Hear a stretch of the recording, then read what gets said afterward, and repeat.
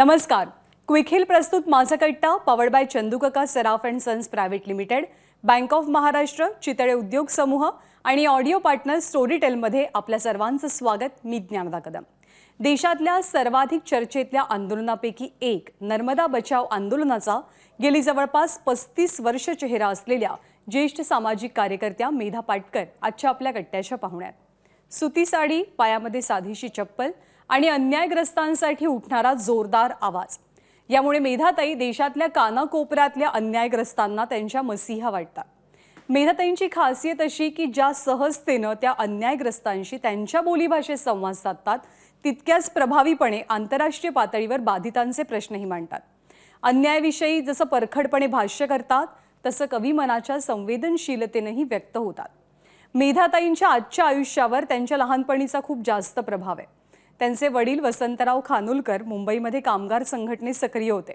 कामगारांच्या हक्कांसाठी ते लढायचे. त्यामुळे घरामध्ये सतत माणसांची ये-जा, आंदोलनांची चर्चा आणि प्रश्नांवरती खलबतं हे सगळं सुरूच असायचं. लहानपणी हे काही समजत नसलं तरी अन्यायाविरोधात आवाज उठवायचा हे मात्र त्यांच्या मनात कायम बसलेलं आणि मोठेपणी तोच मार्ग त्यांनी निवडला. देशभरातल्या विस्थापितांचा आवाज बनलेल्या आणि आदिवासी बांधवांच्या हक्कांसाठी लढणाऱ्या मेधाताईंचा आजवरचा प्रवास आणि वेगवेगळ्या आंदोलनांच्या दरम्यान त्यांना आलेल्या अनुभवांविषयी आज कट्ट्यावरती आपण त्यांच्याशी संवाद साधूया. ताई नमस्कार, आपलं मनापासून स्वागत आहे. नमस्कार, धन्यवाद. मेधाताई, मी पत्रकारितेची सुरुवात केली तेव्हापासून मी तुम्हाला बघतोय. तुमचं अन्यायाविरोधातलं लढणं, लढे देत राहणं आणि आपली भूमिका ठामपणानं शोषितांच्या हक्कांसाठीची समाजापुढं मांडत ठेवणं हा तुमचा अखंड प्रवास आहे. मला असं कधीही जाणवलं नाही आहे की या सगळ्या सततच्या संघर्षानं तुम्ही कंटाळून गेलाय, थकून गेलाय, असं कधी दिसलेलं नाही आहे.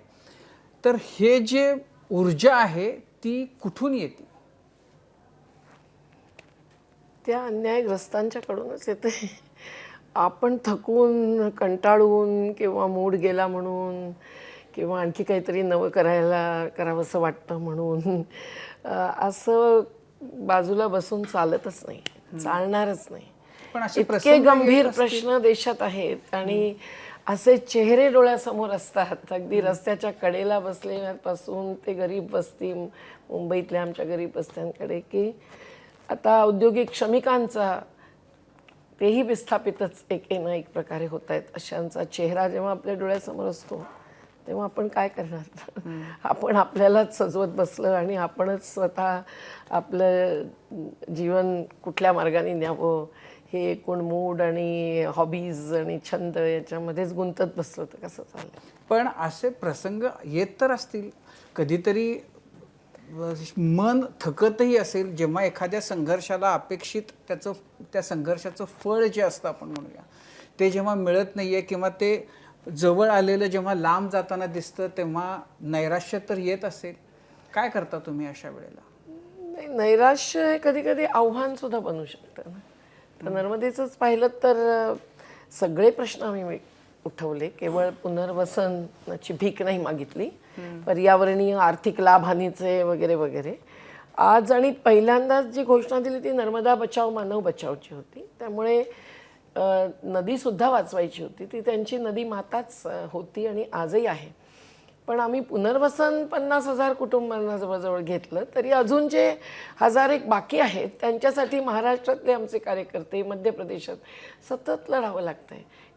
गुजरातमध्ये सुद्धा ज्यांना फसवलं आहे त्यांनी कुणाकडे जायचं हक्क मागायला, अशी परिस्थिती झाली. आणि सगळ्यात गंभीर म्हणजे लाभही खरे ठरले नाहीत. महाराष्ट्राला तर काहीच मिळवलं नाही त्याच्यातून. आणि नर्मदाच आता संपुष्टात येऊ पाहते. आता धरण धोक्यात आलेलं आहे, गळती लागलेली आहे, भूकंपाचा खतरा सगळीकडे उभा आहे. त्यामुळे ते जलाशय खाली करू पाहत आहेत. ते जलाशय भरत होते म्हणून आम्ही जलसत्याग्रह करत होतो. आता पाणी भरा असं सांगावं लागतंय, कारण एप्रिल मे सारखी स्थिती ऑगस्टमध्ये आहे आणि पाणी अगदी रसा तळाला गेलेलं आहे. पण हे सगळं करत असताना 36 वर्ष लढणं हे थोडंसं थकवा आणतं, परंतु आपण थकून चालणारच नाही म्हणून आपण उभे राहतो. जर आपण नर्मदेचाच विषय घेतला तर खरं तर पुनर्वसनाचा मुद्दा हा ऐरणीवर तुम्ही आणलात या आंदोलनानं. मला तर काही वेळेला असं वाटतं की म्हणजे स्वातंत्र्य मिळाल्यानंतर सुद्धा, म्हणजे इतकी वर्ष होऊन सुद्धा आजही ज्यांच्या जमिनी दिल्या म्हणजे धरणांसाठी घेतल्या जातात, तर त्यांचं पुनर्वसन हा सगळ्यात पहिला मुद्दा असायला हवा. हे आपल्याकडं का झालं नाही किंवा का होत नाही? त्याच्यामध्ये नोकरशाही अडचण असते, नोकरशाहीची राजकीय व्यवस्था जी आहे आपल्याकडची, त्यांचे हितसंबंध आड येतात. ते असं आहे की हा विस्थापित विरुद्ध प्रस्थापित असा एक प्रकारचा लढा उभा राहतो. हे एवढ्यासाठीच की ज्यांची नैसर्गिक साधनांची पुंजी किंवा भांडवल लावलं जातं, त्या भांडवलालाच देश मानत नाही. दुनियाभर असं चित्र आहे. विश्व बांध आयोगाची आयुक्त म्हणून जेव्हा मी पाहिलं, त्यावेळेला हेच चित्र ॲमेझॉनमध्ये आहे, हेच चित्र फ्रान्समधल्या लॉयरमध्ये आहे, हेच चित्र पाकिस्तानच्या मंगला तरबेलामध्ये आहे. तर याच्यामुळे ही जी दृष्टी समोर येते, ही दृष्टी या नैसर्गिक संसाधनांची लूट दाखवणारी आहे. आणि ती लूट म्हणजे त्यांच्या जीवनाचा एकमात्र आधार हिसकावून घेणं हा आपला हक्क आहे. अशा गुर्मीमध्ये विकासाच्या नावाने हे भूसंपादन होतं. तर या प्रकारे विस्थापन हे एक प्रकारचा त्याग आहे आणि तो त्याग त्यांनी करणं हे आवश्यक आहे. असं कोण म्हणतं? जे कधीही समाजासाठी एक कवडीचा त्याग करत नाहीत असे म्हणतात. आणि त्याच्यामध्ये आपला कायदा आणि धोरणं सुद्धा कमी पडतात. पण मेधाताई, या म्हणजे आता तुमचा जो इतका मोठा संघर्षाचा सगळा प्रवास आहे, तुम्हाला असं कुठं जाणवतंय का की मध्यमवर्गीय जो समाज आहे, जो चळवळींच्या बद्दल सहानुभूती बाळगून होता, तर त्यांची ती या चळवळींच्या बद्दलची कळकळ कुठंतरी कमी होतीये, असं तुमचं काही निरीक्षण आहे? जे तुम्हाला 90च्या काळामध्ये असलेली परिस्थिती आणि आजची स्थिती असं जर आपण तुलना करायची म्हटलं तर आहे. पण आत्ता थोडं बदलतंय. कारण जो एक ज्याला आपण खाजगीकरण म्हणतो, ते केवळ सरकार आणि कंपन्या यांच्याच पुरतं मर्यादित नाही आहे. मध्यमवर्गीय आणि उच्चवर्गीयांच्या आयुष्याला सुद्धा जे खाजगीकरणाचं एक बोट लागलेलं आहे, ते एक लालचीचं बोट आहे. आणि त्यामुळे एक लॉलीपॉपसारखं आपण जास्तीत जास्त कमवायचं, मग ती लाखांमध्ये वर्षाची पगाराची रक्कम दिसली पाहिजे, ती 5 आकडीच असली पाहिजे, अशा प्रकारची जी स्वप्न मध्यमवर्गीयांना उच्चवर्गीयांच्याकडून मिळतात, किंवा एकूण वैश्विक स्तरावरतीच आपलं कुठेतरी भविष्याचं चित्र पाहणारे असे जे असतात, ते निश्चितच या सगळ्या संवेदनांनी भरलेले असतात, ज्याचा मी उल्लेख केला. हे सर्व पोताना पाहत असताना निश्चितच मध्यम वर्गांमध्ये सुद्धा असा एक संवेदनशील असा एक समुदाय उभा राहतोय. अर्थात ते लगेच अगदी आपलं सगळं सोडून रस्त्यावरती येतील, आमच्याबरोबर सत्याग्रहाला बसतील, अशी अपेक्षा सहजासहजी करता येत नाही. परंतु निदान अनेक साहित्यिक कलाकार आज जन आंदोलनांना पाठिंबा द्यायला उभं राहतंय, हेही नसे थोडके. महाराष्ट्रासारख्या पुरोगामी राज्यामध्ये अशी परंपरा होती. म्हणून अगदी आमच्या मणिबेरीला चालून श्रीराम लागू पोचलेले होते पहाडामधून, सदाशिवराव अमरापूरकर पोचलेले होते, आमिर खाननी येऊन आम्हाला स्वतः भोगून मदत केली, असे अनेक जण होते, अरुंधती रॉयपर्यंत, इथलेही उर्मिला पवार वगैरे वगैरे. पण मला वाटतं की त्यावेळचं जे साहित्यिकांची बांधिलकी आणि त्यांचं एकत्रित येऊन पाठिंबा देणं, जसे नारायण सुर्वे, मंगेश पाडगावकर आमच्या उपोषणाच्या ठिकाणी आले होते मुंबईमध्ये, पण आता तशा प्रकारचं दिसत नाही. साहित्य संमेलनांमध्ये एखाद्यांचं भाषण गाजतं, परंतु ही जी एक मांदियाळी आहे ती आमच्या बिरादरीबरोबर जोडून आंदोलनाला ताकद देणं किंवा असे मुद्दे उठवण्यासाठी पुढे येणं, हे अधिक समन्वय झाला तरच जास्त प्रभावी होऊ शकेल. पण म्हणजे त्याचं काय कारण असू शकतं? ज्यांच्याकडून आपण ह्या अपेक्षा ठेवाव्यात त्यांच्या मनामध्ये भय आहे का त्यांच्या मनामधली करुणेचा भाव नाहीसा झालेला आहे? नाही, एकतर स्वकेंद्रित समाज अधिक वाढतोय आणि त्यामुळे जरी कवी आणि एखादा लेखक किंवा साहित्यिक कलाकारसुद्धा हा अगदी रत्नाकर मतकरी जसे की त्यांनी किती सुंदर पोस्टर प्रदर्शन निर्माण केलं, तर तसे आहेत. आत्तासुद्धा एक कलाकारांचा समूह नर्मदेत येऊन गेला आणि त्यांनी संपूर्ण प्रदर्शन सगळीकडे फिरवलं. पण एक तुम्ही म्हणालात ते बरोबर आहे की कवितेमध्ये आपली भावना व्यक्त करणं एक गोष्ट आहे आणि आंदोलनाबरोबर सरळ सरळ उभं राहणं ही दुसरी गोष्ट आहे. सही देणं त्यातल्या त्यात सोपं आहे, परंतु आता पेगॅसस आल्यामुळे त्यांना ते सुद्धा धाडस शक्य नाही. मेधाताई, जेव्हा तुमच्यासारख्या कार्यकर्त्यांना विकास विरोधी अजेंडा चालवणारे आणि आंदोलनजीवी असं म्हणून संबोधलं जातं, काय तुमची भावना असते तेव्हा? काही नाही, याच्याकडे दुर्लक्ष केलेलं बरं. आंदोलनजीवी हा शब्द तर मला तर खूपच आवडला. नरेंद्र मोदींना त्या एकाच गोष्टीबद्दल मी धन्यवाद देऊ इच्छिते, कारण आमचं जीवन हे आंदोलनकारीच आहे आणि आंदोलन हा जीवनाचा अटूट अटूट असा भाग आहे. मराठीमध्ये जरा हिंदी शब्द येतील तुम्ही समजून घ्या. तर त्यामुळे तसं कोणी जर म्हटलं तर आम्हाला काहीच हरकत नाही आहे. त्यांना एवढं तरी पटतंय की आमचा जीवाभावाचा खेळ नाही आहे, तर जीवाभावाचं एकूण माध्यम आहे आंदोलन हे, ज्याच्यातून आम्ही बदल घडवून आणू इच्छितो.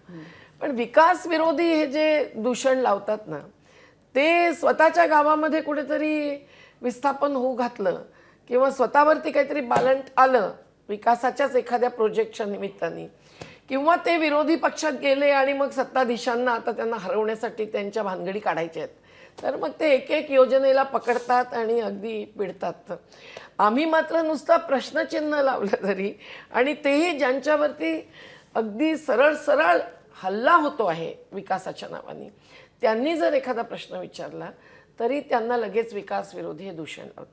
त्यांना ही लढाई आमच्याशी मुद्द्यांवरती लढता येत नाही, त्यामुळे ते आरोप प्रत्यारोपांची लढाई लढतात. त्याच्यामध्ये एक जो मुद्दा या बाजूनं मांडला जातो, आता त्याच्याबद्दल अशी जी उदाहरणं दिली जातात, जसं की सीलिंक झाला, तर सीलिंकला विरोध जेव्हा होत होता तेव्हा जी कारणं पर्यावरणवाद्यांकडून केली जात होती, दिली जात होती, तर त्यातलं कुठलंच प्रत्यक्षामध्ये सीलिंग झाल्यानंतर अनुभवाला आलेलं नाही आहे. ना तिथं शिवाजी पार्कला पाणी आलं, ना तिथं मच्छीमारांचा काही प्रश्न निर्माण झाला. किंवा दुसरा, एक्सप्रेसवे, मुंबई पुणे एक्सप्रेसवेला जेव्हा विरोध होत होता, तर तेव्हा जी कारणं त्या विरोधामागं दिली जात होती, तर ती प्रत्यक्षामध्ये कुठलीच नाही आहेत. उलट त्याच्यामुळं कशी सोय झाली, पण विकासाला विरोध करणाऱ्यांच्यामुळं फक्त या प्रोजेक्ट्सचा विरोध, त्याची जी किंमत होती ती वाढली गेली आणि काम जे होतं ते 2 वर्षात पूर्ण व्हायचं असेल तर 5 वर्ष कालापव्यय झाला. तर असे जेव्हा आक्षेप नोंदवले जातात तेव्हा त्याचं तुम्ही कसं निराकरण करता? सीलिंगचं उदाहरण घेतलं ते बरं झालं, कारण 15 ऑगस्टच्या निमित्ताने तुमच्याच मुलाखतीमध्ये नितीन गडकरींनी आता सीलिंकला मी मुंबई दिल्ली रस्त्याशी जोडणार आहे असं म्हटलंय अभिमानाने. तर मी काही ते भौगोलिक हे नकाशा घेऊन पाहिलं नाही, पण तेव्हाही मला आठवलं की सीलिंग प्रोजेक्ट हा 400 कोटींचा होता आणि तो 1600 कोटी पण झाला. आता कुठल्या विरोध एवढा होता सीलिंगला? आमच्या वकिलांनी आणि आमच्या काही कार्यकर्त्यांनी सगळे माहितीच्या अधिकाराखाली डॉक्युमेंट्स काढले होते आणि असा कुठलाही प्रोजेक्ट जो समुद्राच्या मध्ये आहे, अगदी समुद्रात भरती घालणं किंवा ONGC सारखे ऑइल अँड गॅसचं हे, तर या सगळ्याला पर्यावरणीय बंधनं असली पाहिजेत. हा कायदा आहे, हे केवळ फायदा उठवण्यासाठी कोणीतरी केलेलं आंदोलन असा स्वरूपाचा प्रश्न नाही आहे. आणि त्यामुळे या सगळ्या समुद्रातल्या प्रोजेक्ट्समुळे मच्छीमारांचं जे नुकसान झालेलं आहे ते अजूनही समाजापुढे आलेलं नाही. अनेक मच्छीमार रामभाऊ पाटलांपासून दामोदर तांडेलांपर्यंत आणि आजही लढत आहेत, जे गेले सुद्धा त्यातून आणि आजही लढत आहेत. आत्ताही नवीन फिशरीजचं बिल जे लॉकडाऊनमध्ये 2 ते 3 दिवस केवळ कॉमेंटसाठी देऊन आणलं गेलेलं आहे. मच्छीमारांनाही कोणी विचारत नाही म्हणून त्यांनाही लढावं लागतं संपूर्ण आपल्या 8000 किलोमीटरच्या समुद्रावरती, आणि नद्यांमधल्या आमच्या मच्छीमारांनाही लढावं लागतं. पण आता त्यांच्यावरती झालेला परिणाम हा प्रकल्पाच्या अभ्यासाचा भाग नसतो. याचं एक उत्तम उदाहरण म्हणजे टाटा मुंद्रा प्रोजेक्ट कच्छमधला, जिथे 10,000 मच्छीमारांवर परिणाम झाला, पण विश्व बँकेचा फंड असताना त्यांचा विचार झाला नाही. मग शेवटी ते केस अमेरिकेच्या सुप्रीम कोर्टापर्यंत गेली आणि ती जिंकली, कारण सुप्रीम कोर्टाने त्यांच्या सुप्रीम कोर्टाने मान्य केलं की विश्व बँकेचा पैसा आहे म्हणजे काही तुम्ही कायदे टाळू शकता आणि त्या देशाचे कायदे लागूच होत नाहीत असं तोपर्यंत चाललं होतं. तेव्हा हे कुठून कुठून फंड्स घेतात आणि कायदे बाजूला ठेवतात, आपल्या सरकारलाही विचारत नाही किंवा सरकारला मॅनेज करतात, हे चित्र आहे. तर हे सगळं चित्र समोर येत नाही समाजाचा. त्यामुळे प्रकल्पोत्तर अभ्यास झाले तर होतात. आपल्या देशातल्या मोठ्या धरणांचे अभ्यास आम्ही जेव्हा विश्व आयोग बनला आम्ही 12 आयुक्त होतो, आम्ही सगळ्या देशातल्या धरणांच्या बरोबर भारतातल्या धरणांचाही अभ्यास करून घेतला. तेव्हा कळलं किती परिणामांचा विचारच झालेला नाही आहे. तेव्हा मला नाही वाटत की याचा काहीच परिणाम झालेला नाही आहे. ते सगळं पाहावं लागेल. आणि मग सी लिंकच काय, एक्सप्रेस वेनी सुद्धा आत्ताच रायगडच्या पुराचा अभ्यास केला तर त्यातलं 2 मुख्य कारणं आहेत. ती म्हणजे एक कोकण रेल्वेचा पूल जो बांधला तो दासगावपासून चौगावपर्यंत त्या सावित्री नदीच्या प्रवाहाला जो मार्ग प्राकृतिक नैसर्गिकदृष्ट्या मिळत होता तो 2 किलोमीटरच्या ऐवजी 700 मीटर झाल्यामुळे पाणी अडवणारा झाला. आता त्या पुलावरती पुनर्विचार करावाच लागेल. तो एकतर वर उचलावा लागेल, काहीतरी मार्ग काढावा लागेल, हे ठाम म्हणणं आहे तिथल्या विशेषज्ञांचं महाडमधल्या. दुसरं गोवा एक्सप्रेस हायवे झाला, त्याच्या भरावाने पाणी अडलं. तर 20,000 कुटुंबांचं नुकसान करणारा पूर, त्याची कारणमीमांसा कुठे केली जाते? राहत ते पुनर्वसन इथपर्यंतच जर आपण थांबलो आणि मूळ कारणांचा विचार केला नाही, ज्याच्यामध्ये हे इन्फ्रास्ट्रक्चर प्रोजेक्ट्स हे अनेक ठिकाणी कारणीभूत झालेले आहेत. आता जसं आपण सुरुवातीला बोललो तसं लोक आता कोशात राहतात आहेत, त्यांचं आयुष्य स्वकेंद्रीय आयुष्य जगतात आहे. अशा वेळी तुम्हाला कुठले धोके दिसतात आहेत की ज्यांच्याकडे या मध्यम वर्गाचं किंवा सामान्यांचं लक्षच गेलेलं नाही? एक तर आपल्या देशामध्ये जी एक दुर्व्यवस्था ज्या ज्या क्षेत्रांमध्ये होती ती अत्यंत वाईट अवस्थेत आज पोचलेली आहे. उदाहरणार्थ आरोग्याची व्यवस्था. आता आम्ही पाहतोय की कुपोषणग्रस्त असे जिल्हे हे नंदुरबार आणि अमरावतीसारखे ज्या ठिकाणी निसर्ग इतका समृद्ध आहे त्या ठिकाणी कुपोषण का असावं? तर कुठेतरी बाजार हा घुसपैठ करतोय, परंतु त्यांच्या हातामध्ये जी साधनं आहेत ज्यातून ते खूप काही गरजा भागवतात, अगदी आयुर्वेदिक औषधांपासून ते अन्नदाते म्हणून सुद्धा. पण आणि त्यांनी जंगल आत्तापर्यंत राखलं म्हणून हे हिरवे व्हेंटिलेटर्स ऑक्सिजन देत राहिले. नाहीतर काय ऑक्सिजन कॉन्सन्ट्रेटर स्वतः ऑक्सिजन निर्माण करतो का? तो खेचून घेतो हवेतून. त्यामुळे या सगळ्या आरोग्याच्या दुर्व्यवस्थेमध्ये एकतर मूळ जे खाद्यान्नाचा अधिकार आहे आणि खाद्यान्न समोर आणणाऱ्यांचा अधिकार आहे तोच आज नाकारला जातोय. शेतकऱ्यांच्या आत्महत्या या शेतीतून असलेल्या आजीविकेच्या हत्येमुळे होत आहेत आणि तो घाटे का सौदा ठेवल्यामुळे होत आहेत. आज ती परिस्थिती आणखीन भयावह होणार आहे, कारण इतर क्षेत्रांप्रमाणेच स्वास्थ्य क्षेत्रातही कंपनीकरण आहे आणि आता शेती क्षेत्रातही कंपनीकरण घुसते. म्हणूनच वेडे आहेत का शेतकरी? 9 महिन्यात एखाद्या मुलाचा जन्म होतो, इतके महिने तिथे बसून ते जीव घालवत आहेत, 600च्या वरती शहीद झालेले आहेत. आणि त्याचबरोबर धोका असा आहे की आपण जर हा निसर्गला डावलून विकास पुढे नेतोय तर त्याचे परिणाम आपण भोगतोच आहोत. जलवायू परिवर्तन, क्लायमेट चेंज हे काही कोपनहेगन आणि पॅरिसमध्ये बोलण्याची गोष्ट आहे का? ते बुंदेलखंडामध्ये उभं राहून चर्चा करा ना की काय भोगतायत. आत्ता या वर्षी जवळजवळ 30% शेती ही दुष्काळग्रस्त झालेली आहे. अशा परिस्थितीमध्ये तो फसल बीमा आणि हे आणि ते या कुठल्या योजनेमधून लाखो रुपयांचं नुकसान शेतकऱ्यांचं भरून काढणार की ज्यामुळे दिवसागणिक 3 ते 4 किमान होत असलेल्या आत्महत्या थांबू शकतील. उलट आपण उलट्या दिशेने चाललेलो आहे. अनेक क्षेत्रांमध्ये आपण ज्या दिशेने समतेच्या न्यायाच्या जायला पाहिजे त्याच्या विरुद्ध विषमतेच्या दिशेने चाललेलो आहे. आणि मुट्ठी भरे लुटते चले लाखो करोडो हाथ फैले ऐसे बंटवारे जहाँ भी न्याय ही कहलाएंगे ऐसी आज़ादी पे बोलो गर्व क्या कर पाएंगे असं आमचं एक गीत आहे. अशा प्रकारचा प्रश्न मनामध्ये उभा राहतोय आणि असे अनेक प्रश्न आहेत. त्यामुळे हिंसा वाढते. आत्ता बेरोजगारी हा एवढा भयानक प्रश्न झालेला आहे की त्यामुळे हिंसा वाढते. बेरोजगार होऊन घरी बसलेला युवक हा आत्महत्याही करतोय. आता 18 ते 30च्या वयामधल्या आत्महत्यांची आकडेवारी आलेली आहे. पण त्याचबरोबर महिलांवरती अत्याचार करतोय. तो पुरुष घरात बसून डोमेस्टिक व्हायलन्स ज्याला आपण म्हणतो, घरगुती हिंसा म्हणायचं का, ती वाढते आहे. आणि तरुण मुलंसुद्धा आता त्या दिशेने जात आहेत. कारण त्यांना आयुष्य जगावं कशासाठी, कसं, कशातून मनोरंजन मिळवावं, काय भोग घ्यावा हे कळतच नाही आहे.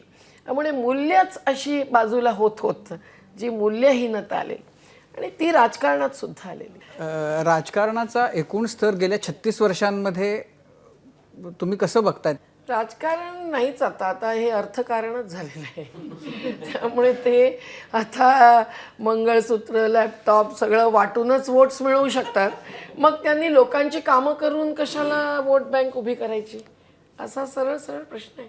आणि जे त्यांना चंदा किंवा देणगी देऊ शकतात त्यांना ते देणी देत असतात आणि त्यांची देणी रद्दही करत असतात. म्हणून नॉन परफॉर्मिंग ॲसेट्स पण आपले आता 9.5% झाले. पण तुमचा राजकारण्यांशी संवाद तो सुरूच आहे गेल्या इतक्या वर्षांपासून. त्याच्यामध्येही काही फरक झाल्याचं तुमचं निरीक्षण आहे? राजकारणी बदललेत? निश्चित. तर नितीन गडकरींना बोलावं लागतं की सरदार पटेल आणि नाही पंडित नेहरू आणि अटल बिहारी वाजपेयी हे खरे जनतंत्रवादी पंतप्रधान होते. यावरून समजून घ्या की कोण होते आणि कोण नव्हते. ते नाही बोलणार, पण काय होतं आणि काय नव्हतं हे पाहायला गेलो तर कुठेतरी संवाद होता, कुठेतरी संवेदना होती आणि वेदना नसेल तेवढ्या प्रमाणामध्ये.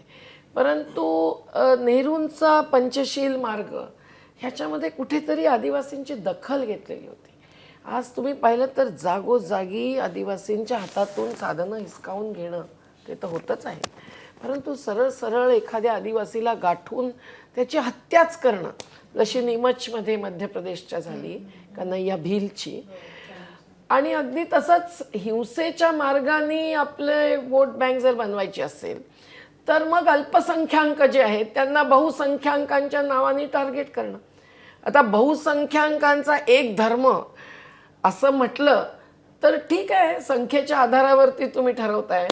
परंतु आदिवासींचा सुद्धा मग प्रकृती धर्म म्हणून 1951च्या सेन्सस प्रमाणे वेगळं मानलं जात होतं, तो तुम्ही संपवलात. आणि आता ज्यांचा धर्म हा खरोखर भारताच्या इतिहासापासून आत्तापर्यंत आझादी आंदोलनापासून हा अनेक धर्मांपैकी एक म्हणून स्वीकारला गेलेला होता, त्यांच्यावर तुम्ही हिंसक आरोपच नाही तर हिंसक हल्ले करणं गुजरातपासून दिल्लीपर्यंत, हे जर राजकारणाचाच एक भाग झाला आहे तर मग हे राजकारण मूल्यहीन आहे.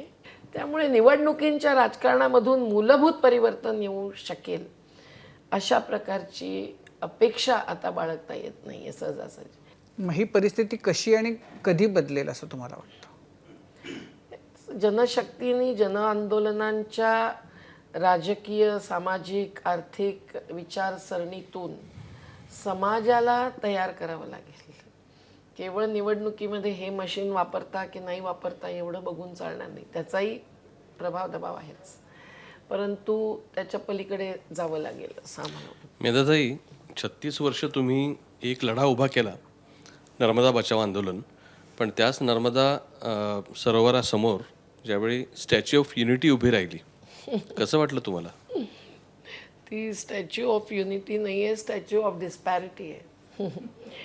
त्याचं नाव असं ठेवणं तर मोदींची ही विशेषताच आहे की ते असे, आता आंदोलनजीवी शब्दाबद्दल त्यांना मी धन्यवाद दिले, परंतु बाकी ते असत्यजीवीच आहेत. त्यामुळे ते ज्याचा आधार घेतात ते खरं आहे असं मानण्याची गरजच नाही. स्टॅच्यू ऑफ युनिटीनी काय केलं आहे ते आम्ही पाहतो.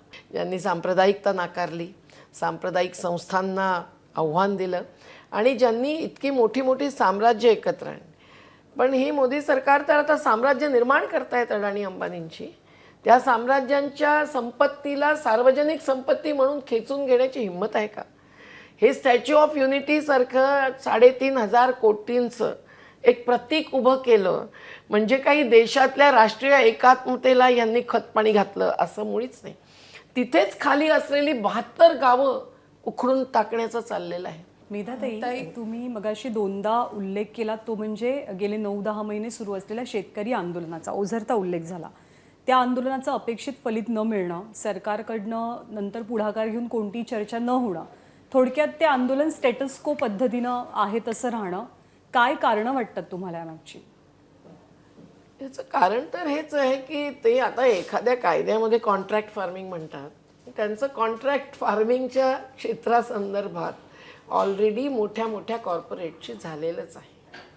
आता त्यांना शेतीसुद्धा केवळ जमिनी म्हणता येणार नाही, शेतीसुद्धा हस्तांतरित करायची आहे, ज्यातून आत्तासुद्धा खूप कमाई होते आहे.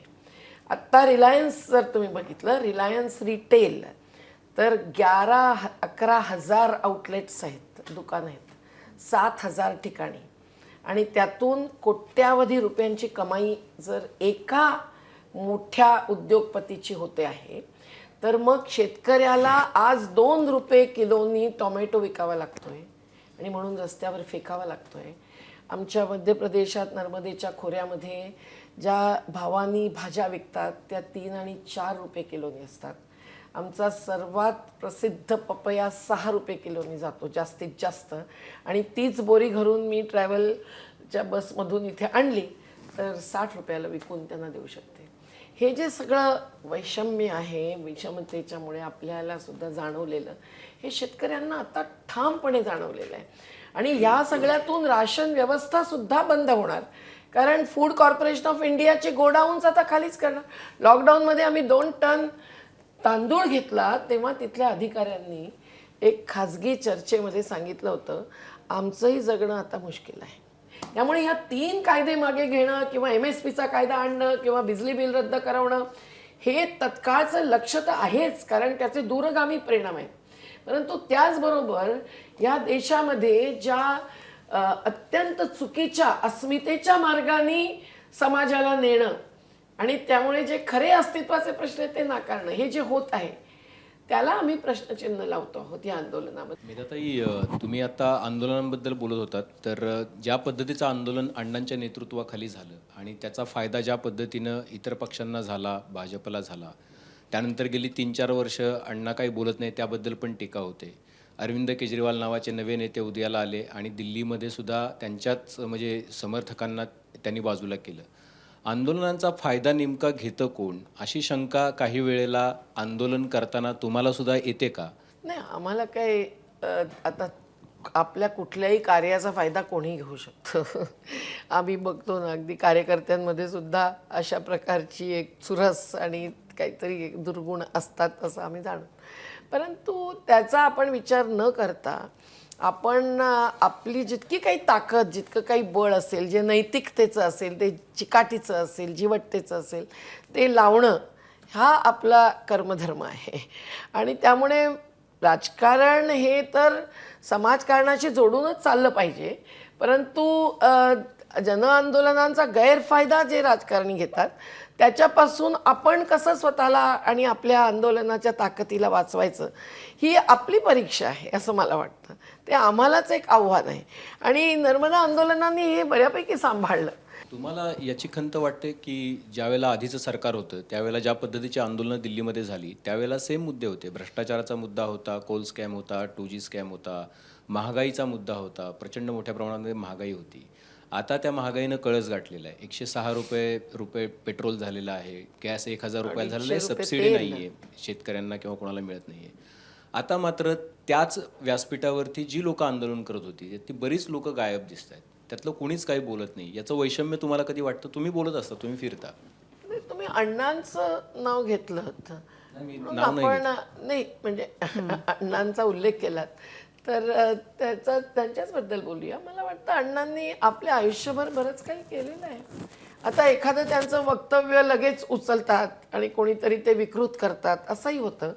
अण्णा कमी वेळा बोलतात हल्ली, कारण आता थकलेही असतील आणि एकूण काय सांगावं याच्याबद्दल एखाद्या मुद्द्यावर अण्णांचे थोडे वेगळे विचारही असू शकतात. तर त्याला आमची काही हरकत असण्याचं कारण नाही. मला वाटतं की लगेच आता मग तुम्ही आता का नाही बोलत, आता कोणी कुठे पळून गेलात का, आता का लपलात, काही समजवतात तडजोड केली का, असं विचारणं हे काही मला योग्य वाटत नाही. अण्णांच्या आणि अरविंद केजरीवाल दोघांच्याही हेतूंबद्दल ज्या शंका घेतल्या जातात, तुम्हाला एवढ्या काही शंका घ्यावंच. पण काय होतं की अण्णांनी काही जाहीर केलं की मंत्री संत्री त्याची दखल घेतात आणि मग ते तिथे पोचतात. मग त्यांचं जाणं हाच मुद्दा बनतो आणि मग ते जाण्यामुळे जर उपोषण टळलं गेलं. मला आठवत आहे की अण्णांनी मध्ये उपोषण सोडायचं ठरवलं होतं त्या रामलीला मैदानाच्या ह्याच्यावरती. त्यावेळेला मग खूप चर्चा होती.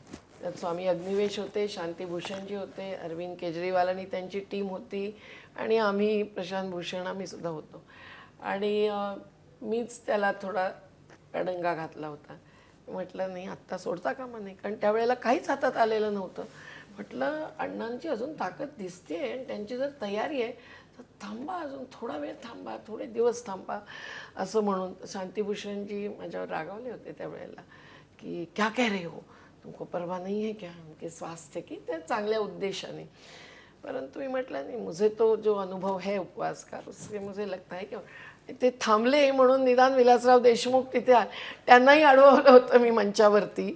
कारण काही तुम्ही काय लिहून देताय. पण त्यावेळेला अशी होती की म्हणजे अण्णांच्या भोवतीच्या काही जणांची त्याला चौकडी म्हटलं गेलं आणि त्यामध्ये रोख होता तो केजरीवाल आणि काही मंडळींच्याबद्दल. तर त्यांची इच्छा नसताना अण्णांनी उपोषण सोडलं अशा प्रकारची कुजबूज आणि चर्चा नंतर झाल्या. कारण त्यांना अशी अपेक्षा होती की अण्णांनी आणखीन उपोषण सुरूच ठेवावं, पण अण्णांनीच काहीतरी घडवून ते उपोषण शेवटी सोडलं. तर त्यात किती सत्यात हे सत्य नाही आहे. आता काय इतके गोष्टी, पण मी त्या मंचाच्या आजूबाजूला सतत होते म्हणून सांग. आता भय्यू महाराजांना किती भेटायचं होतं अण्णांना, तर ते गेले म्हणा. खूप प्रयत्न केले, मग मी त्यांना भेट घालवून दिली आणि असेही लोक होते आजूबाजूला जे भारतीय जनता पार्टीशी जोडलेले होते. परंतु ते सगळ्या पक्षांचे नेते महाराज म्हणून जातातच सगळ्यांच्याकडे. तर तशातले एक होते.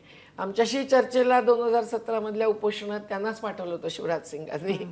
परंतु भाजपाने ते कब्जात घेतलं होतं किंवा भारतीय जनता पार्टीचेच लोक तिथे होते असं नाही. मी 500 लोकांचा सर्वे करून घेतला आमच्या तरुणांकडून. एक फॉर्म बनवला की तुम्ही कुठल्या ह्याच्याशी जोडल्यात, का आलात वगैरे. असं नव्हतं. एकूण एक प्रेरणा आणि त्याचा फायदा विरोधी पक्ष घेणारच. ताई, तुम्हाला ज्या वेळेला आम्ही पाहतो लढताना 66व्या वर्षी सुद्धा तुम्ही इतक्या तडफेने सगळीकडे काम करत असता, आम्हाला काही वेळेला आश्चर्य वाटतं. मला म्हणजे गेल्या 40 वर्षात असा कुठला पत्रकार नसेल किंवा सामाजिक क्षेत्रामध्ये सामाजिक क्षेत्रामधला असा कुठला व्यक्ती नसेल की ज्यांनी तुम्हाला बघितलं नाही किंवा तुमच्याबद्दल बातमी केली नाही किंवा तुमच्या आंदोलनाशी तो कुठल्या ना कुठल्या माध्यमातून जोडला गेलेला नाही आहे. पण असं तुम्हाला कुठल्या क्षणाला वाटलं होतं, कारण तुम्ही टीसमधून पासआउट झालात, त्याच्यानंतर तुम्ही काही काळ प्राध्यापकी पण केलीत आणि ते सोडून अचानक तुम्ही आंदोलनांमध्ये उडी घेतलीत आणि शेकडो आंदोलनं, शेकडो लोकांचे प्रश्न, हजारो लोकांच्या आयुष्यावर परिणाम करणाऱ्या गोष्टी तुम्ही सातत्यानं करत राहिलात. तो कुठला ट्रिगर पॉईंट होता? घरात तर तुमच्या वातावरण होतच ते. घरचंच ट्रेनिंग मला आत्ताही वाटतं की महत्त्वाचं होतं. कारण आई वडील आमचे दुसरे कशातच, केवळ वडिलांचंच नाही तर आईचंही फार मोठं योगदान होतं. कारण तीच कमाई करणारी पण होती आणि सामाजिक क्षेत्रामध्ये मृणालताई गोरेंसारख्यांच्या बरोबरच जोडली होती. आणि रिटायर झाल्यानंतरही दुसऱ्या दिवशीपासून तिने स्वाधार संस्थेचं काम सुरू केलं, ते अगदी शेवटच्या क्षणापर्यंत. त्यामुळे आमच्या घरामध्ये कधी दागिन्यांची किंवा याची कधी चर्चाच होत नव्हती. उलट एकदा मला आठवत आहे, एक ब्लाऊज इस्त्रीला दिला होता तर वडील एवढे रागवले होते, आहे अशाने तुम्ही ग्रामीण क्षेत्रात जाऊन काम करणार का, मला इस्त्री पाहिजे का कपड्यांना. तेव्हापासून इस्त्री करणं सोडलं. कुणाच्या हातात दिलं तर मग ते इस्त्री करून देतात, स्वतःहूनच ऐकत नाही. पण या सगळ्या एकूण छोट्या छोट्या आणि घरामध्ये ज्या सभा बैठका व्हायच्या आणि निवडणुकीमध्ये सुद्धा माझे वडील नगरसेवक होते. ते हरले केव्हा, ज्या वेळेला हशू अडवाणी नावाचे एक मित्रत्व राखणारे असे भाजपचे नगरसेवक होते. पण पुरी भाजीचं जेवण दिलं आणि त्यांनी मतं गेली चेंबूर विभागातल्या एका पाड्यामधली. तर अशा प्रकारची स्थिती होती. पण तेव्हा ते पुरी भाजीचं होतं म्हणून एवढं काही वाटत नव्हतं, पण तेव्हा खूप वाटायचं तरी.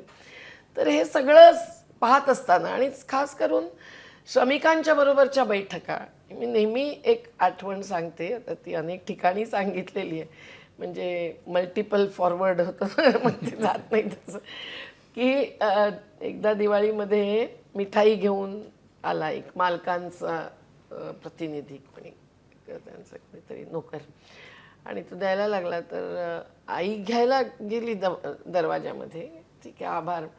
तर माझे वडील तेवढ्यात बाहेर आले आणि तो पुडा घेतला आणि तो असा फिरकावून दिला सगळं पॅकेट मीठ. म्हणाले बोनस नहीं दिया और ये मुझे देने के लिए आए हैं, चलो मैंने. आई म्हणाले अहो काय हे अन्न असं काय टाकतात का वगैरे, तुम्हाला काय कळायचं नाही ते, असं म्हणून तिलाही चूप केलं.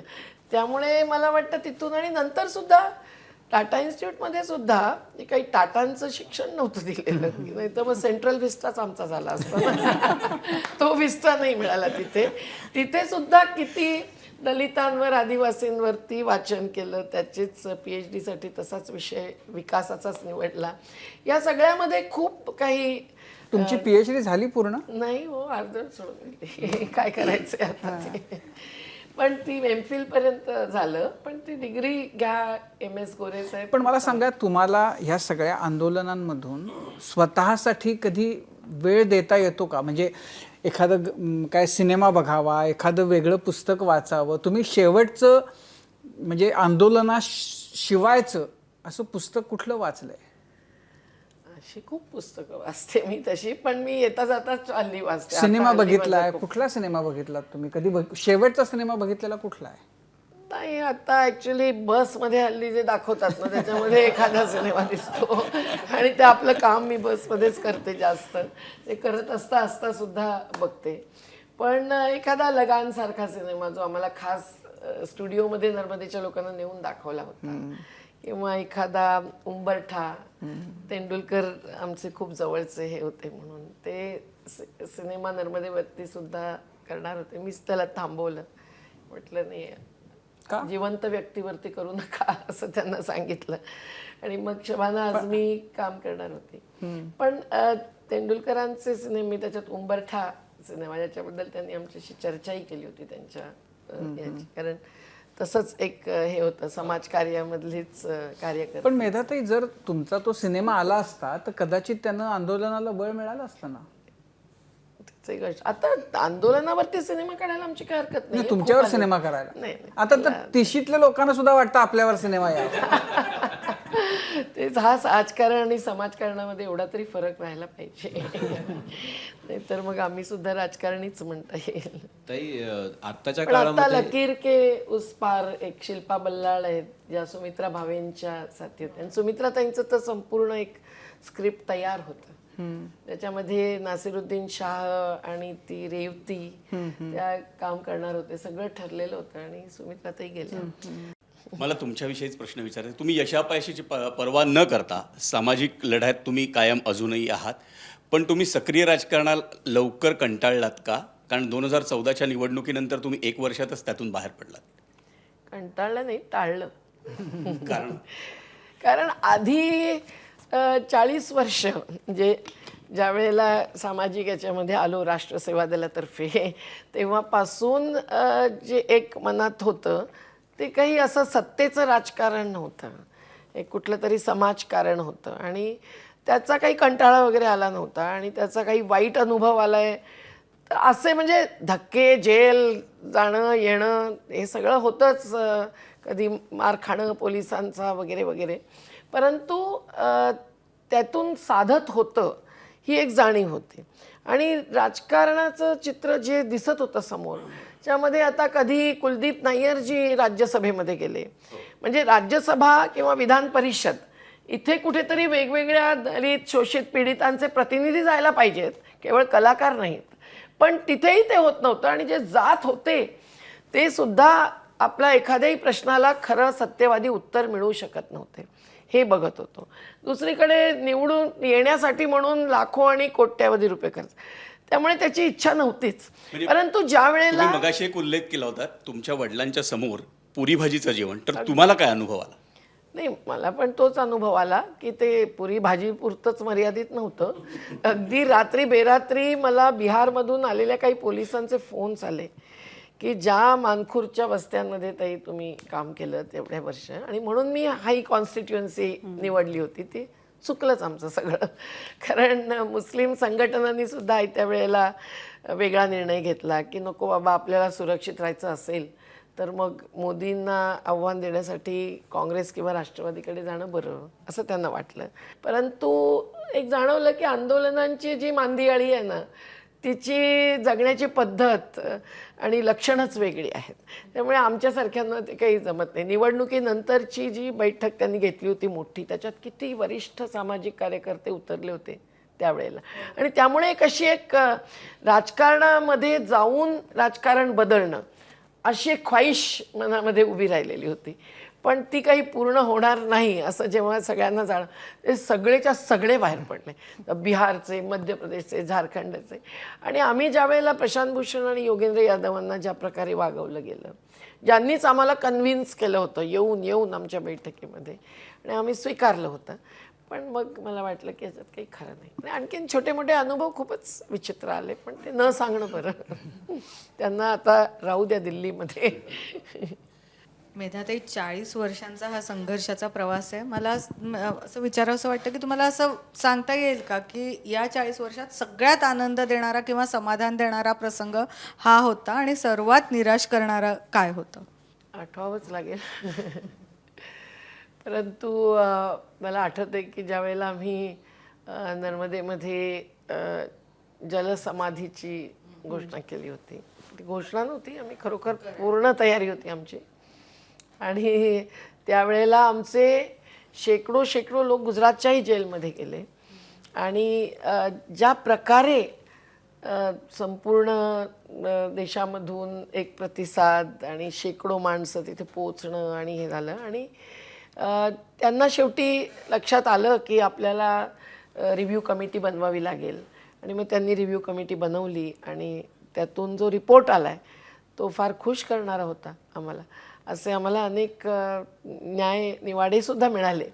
परंतु निराशा तेव्हा येते जेव्हा त्यांचा अंमलच होत नाही, ते बाजूलाच पडून जातात. ज्या वेळेला आंतरराष्ट्रीय मोर्स कमिशन आलं होतं, मला आठवतं आहे की मोर्स हे अत्यंत हेफ्टी, हे फार असे धिप्पाडग्रस्त होते, पण ते कॅन्सरग्रस्त होते हे नंतर आम्हाला कळलं.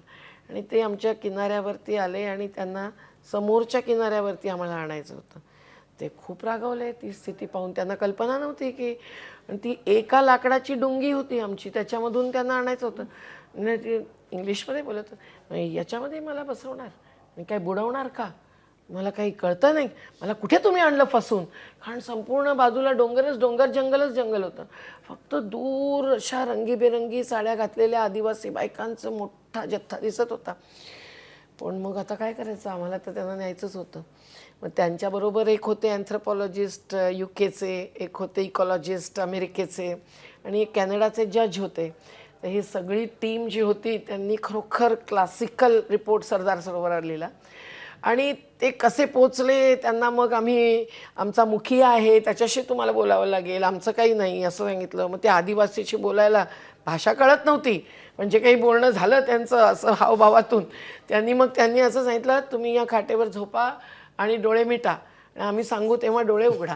आणि मग ती खाटच त्यांनी घेतली, 4 जणांनी पोहत ती किनाऱ्याला लावली, वर चढवली, आणि तिथे त्यांनी डोळे उघडले तेव्हा त्यांना हजारो आदिवासी दिसले. तेव्हा तो खरोखर खुशीचा क्षण होता. आणि पण तो मोर्स कमिटीचा रिपोर्ट भारतीय जनता पार्टीचंच सरकार होतं, त्यांनी सुप्रीम कोर्टाला स्वीकारू दिला नाही. अजून सुप्रीम कोर्टाच्या डॉक्युमेंट्समध्ये आहे, ते काही बाहेर टाकता येत नाही त्यांना, परंतु तो आधार म्हणून त्यांनी मानला नाही. मेधाताई, जेव्हा जलसमाधी घेण्याचा तुम्ही निर्णय केला होता तेव्हा सगळी निर्वानिरव केली होती संपूर्ण. ते काय, आम्ही दर जल सत्याग्रहात पण जेव्हा उभे राहत होतो तेव्हा अनेकांना असं वाटलं अरे काय हे ढोंग करतायत वगैरे, पण असं अजिबात नव्हतं. आणि मीच नव्हते ना, आमच्याबरोबर आदिवासी मुली, बायका, आमची कमळू जीजी म्हणून 36 वर्ष काम करणारी जी निमाडची महिला आहे ती, ह्या सगळ्या उभे असायचे. शेवटच्या वेळेला फक्त लोकांनी आम्हाला खेचून काढलं बाहेर, की पोलीस यायचे आणि ते आम्हाला खेचून नंतर 400 लोकांना 14 दिवस जेलमध्ये ठेवलं होतं त्यांनी. असं अनेक गोष्टी त्या संघर्षामध्ये व्हायच्या. मला तुमचे ते फोटो आठवतात, इथपर्यंत पाणी आल्याचे. पाणी इथपर्यंत आल्यावरती एकदा शेवटच्या क्षणी ज्या वेळेला गावच्या लोकांनी त्यांची मानसिकताच एकदम बिघडली आणि त्यांनी खेचून आम्हाला बाहेर ठेवलं, त्यावेळेला मात्र ना आम्ही ठरवलं की मग आता असा नाही सत्याग्रह करायचा. पण मग आता मध्य प्रदेशात परत 2019मध्ये आम्हाला तसंच उभं राहावं लागलं पाण्यावर. नाही, मला असं म्हणायचं होतं की असं जीव जावा असं का? नाही, आता आत्महत्या का करतात लोक, पण ही काही आत्महत्या नाही, एक आत्मदान करण्याला काय हरकत आहे असं वाटतं. कारण शेवटी काही जर साधत नसेल तर शेवटचा एक पर्याय असा त्यावेळेला आला होता. त्याच्यानंतर नाही आम्ही तशा त्या पातळीवर गेलो. तसं करायलाच नाही पाहिजे होतं ना, पण परंतु- तुम्ही असं असं वाटतं तुम्हाला? नाही, पण त्याच्यानंतर ती कमिटी नेमली. निदान आज ते हातात आहे आमच्या. जे आम्ही म्हणत होतो ते आज प्रत्येक गोष्ट खरी ठरलेली आहे की नर्मदाचं हे सरोवर भरणारच नाही. 100त 60 वर्ष भरलं तर भरेल आणि याचं आयुष्य तेवढं नाहीच आहे आणि याचे पर्यावरणीय अभ्यास झालेले नाहीत. त्यामुळे समुद्र आतमध्ये येऊ शकतो, अनेक गोष्टी येऊ शकतात. हे सगळं आज खरं ठरलेलं आहे. त्यामुळे ते जर पण याच्याबद्दलची भावना काय आहे? म्हणजे आम्ही सांगत होतो ते झालंचा आनंद आहे का आम्ही सांगत होतो तरी ऐकलं नाही याचं दुःख आहे? जे झालं त्याचं सुख आहे ते लोकांना मिळालं आहे. आम्ही काही सुख दुःखाचा नाही विचार करत, न्याय अन्यायाचा करतो. पण आज 50,000 कुटुंबांना जे मिळालं आहे ते अशा सगळ्या संघर्षाच्या टप्प्यातून जाऊनच मिळालं आहे आणि प्रत्येक संघर्षामध्ये आमचे अनेक कार्यकर्ते होते. मी एकटी कधीच नव्हते, असे असूच शकत नाही. शेवटचा प्रश्न की जर समजा ही जी सगळी आत्ताची विषम स्थिती आहे ती एखाद्या दिवशी संपली आणि जे प्रश्न आहेत शोषितांचे, दुर्बलांचे, दलितांचे, हे सगळे प्रश्न संपले तर तुम्ही काय कराल? हे प्रश्न संपणार नाही. अरे नाही नाही, मी असं म्हणतो की संपले, ते सगळे तर आम्ही संपले. निर्माण कार्य आहेच ना आमचं. आम्ही काही केवळ संघर्षात नाही होत. माध्यम काय करतात, उपोषणाला बसलं तरच तिथे पोचतात. त्यामुळे तो प्रॉब्लेम येतो. आम्ही संघर्षाबरोबर निर्माण करतोय ना. आम्ही शाळेत शिक्षक म्हणून राहील आणि जीवनशाळा सगळ्या देशामध्ये उभ्या करू. आम्ही तो छोटासा पॉवर प्रोजेक्ट निर्माण केला होता ज्याच्यावर स्वदेश फिल्म झाली. ते तिथलं का बुडालं? सरकारचे सर्वे खोटे ठरले म्हणून तिथे पाणी आलं आणि एवढं मोठं टर्बाईन आम्हाला भेट दिली होती. इंडियन इन्स्टिट्यूट ऑफ सायन्सच्या प्रमुख यांनी, डायरेक्टर का प्रिन्सिपल, डायरेक्टर मला वाटतं, त्यांनी भेट दिली होती टर्बाईन बनवून. असे खूप कामं करायची आहेत. कामं काही कमी नाही आहेत. उलट आम्हाला जर संघर्षातून सुटका झाली तर आम्ही खुशीने निर्माण कार्य करू. अगदी रेन हार्वेस्टिंग करू, जलग्रहण क्षेत्र विकास करू, छोटे छोटे उद्योग. आता माझी बॅग तुम्हाला दाखवली असती. आमच्या इथे एका गरीब वस्तीत अंबुजवाडीमधल्या मुस्लिम महिला ज्या बॅग्स तयार करतात, LICचे कर्मचारी आणि सर्व त्यांना मागणी करून स्टॉल लावायला मंजुरी देत असतात. तेव्हा याचं खूप पसरवणं गरजेचं आहे. कालच आम्ही बोलत होतो, हे खूप करता येईल. आदिवासी क्षेत्रामध्ये तर जी काही उपज येते, वनोपज आणि शेती उपज, त्याच्यावरती तिथेच स्वराज्य म्हणजे काय, स्वयंपूर्णता आणणं कठीण आहे, पण स्वावलंबन तर आणता येईल. तिथल्या तिथेच कच्च्या मालाचा पक्का माल करा, नाहीतर हा नववसाहतवादच आत्ता चाललेला आहे. पण प्रोजेक्टला मदत सहज मिळते थोडीच. ते मिळवण्याचे मार्ग वेगळे असतात, ते आम्हाला काही जमत नाहीत. त्यामुळे आदिवासी विकास योजना असतात, मंत्रालय असतात, पण मंजुरी सहजासहजी देत नाहीत. शेवटी आम्ही चिक्की सुरू केली. आमच्याच शाळांमध्ये 1000 मुलांना रोज खायला घालायचं असतं. त्याच्यासाठी पैसा गोळा करताना नाकीनऊ होत असतात. आमचे शिक्षक मानधनावरतीच चालत असतात. पण अशा प्रकारच्या जीवनशाळांमधून निघालेली मुलं इतका आनंद देत असतात की मला तर जीवनशाळाच चालवणं सगळ्यात जास्त आवडेल. कारण नवीन पिढी शेवटी तयार केल्याशिवाय खरं परिवर्तन येऊच शकत नाही. त्यामुळे आपल्याला त्याच्यासाठी सुद्धा खूप काही करायचं बाकी आहे. आपण जाणार पुढच्या पिढीला सोपवून, हेच मला तरी समोर चित्र दिसतंय. पण म्हणून तरुण जर आले पुढे जास्तीत जास्त आणि त्यांनी सुद्धा या भावनेने जर झोकून देऊन काम केलं, केवळ करिअरिस्ट न बनता आंदोलनजीवी बनले, तर नक्कीच काहीतरी समाधान जास्त लाभेल. समाधानाने निघून तरी जाऊ आपण, असंही वाटेल. ताई, ध्येय ठरवणाऱ्या आयुष्यामध्ये बरेच जण असतात, पण त्या ध्येयाप्रती न डगमगता, न थकता, न कंटाळता, कुठल्याही दबावाला बळी न पडता वाटचाल करत राहणं, समर्पित भावनेनं काम करणं, हे खूप मोजक्या कमी लोकांना जमतं. आपण त्यापैकी एक आहात. आपल्या पुढच्या सर्व कार्याला आमच्याकडनं शुभेच्छा आणि आज कट्ट्यावरती आल्याबद्दल मनापासून आभार. धन्यवाद. धन्यवाद. तुम्ही मोकळीक दिली म्हणून मन मोकळा संवाद झाला. आणि यानंतर क्विक हिल प्रस्तुत Majha Katta powered bye bank of Maharashtra, Chitale उद्योग समूह, चंदूकाका Saraf and sons private limited आणि ऑडिओ पार्टनर स्टोरीटेलमध्ये वेळ झाली इथेच थांबण्याची. ताज्या बातम्यांसाठी पाहत रहा ABP माझा.